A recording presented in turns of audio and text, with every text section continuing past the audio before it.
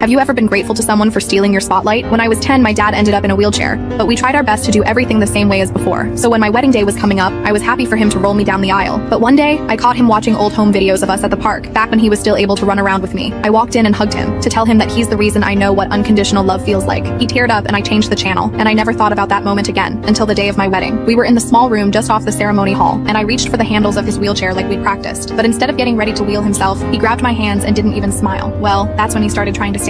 My heart dropped because the aisle was at least 50 feet, and he hadn't walked more than 10 since the accident. The room went silent, and all the eyes shifted from me to him. When he stood up, I looked at him, and that's when he finally smiled and said, "Just trust me." Turns out he'd been in intense physical therapy for over a year, all for my big day. I thought I'd be the one holding him up, but honestly, I think he was holding me. By the time we made it down the aisle, half of the audience were in tears and blowing their noses. He stole the spotlight that day, and we now have this incredible inside joke for the rest of our lives together.